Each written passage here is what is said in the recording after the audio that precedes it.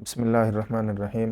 اچھا، آج کی ویڈیو بھی ہماری بہت زیادہ اہم ہے، لیکن کن کے لیے؟ وہ خواتین کے لیے، کیونکہ جو آج کا میرا ٹاپک ہے یہ بھی ہماری سوسائٹی کا بہت بڑا مسئلہ ہے، کیونکہ ہم تو مولوی حضرات ہیں، ہمارے پاس ایسے کیسز آتے رہتے ہیں، ہم سنتے رہتے ہیں، افسوس بھی ہوتا ہے، دکھ بھی ہوتا ہے، مسلمان ہو کر یہ حرکت کرتے ہیں۔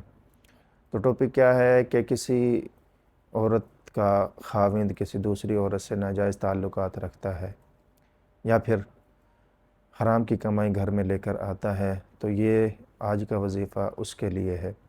تو وظیفہ کا طریقہ سن لیں، آپ نے کرنا کس طرح ہے۔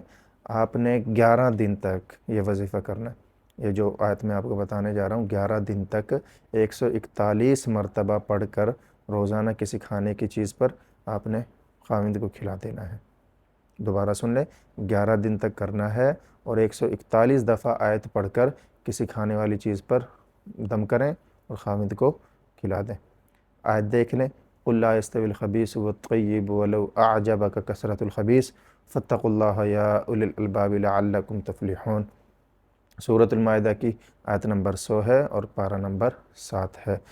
لیکن یاد رکھیں کہ کوئی بھی وظیفہ جو میں آپ کو بتاتا ہوں، کوئی بھی وظیفہ آپ کریں باوضو ہونے کی حالت میں آپ نے وہ کرنا ہے، اور 2 شرطیں یاد رکھیں۔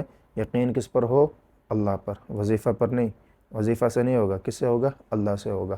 یقین اللہ پر ہو، اور ساتھ ساتھ 5 وقت کی نماز خود بھی پڑھیں، گھر والوں کو بھی لگائیں، بچوں کی۔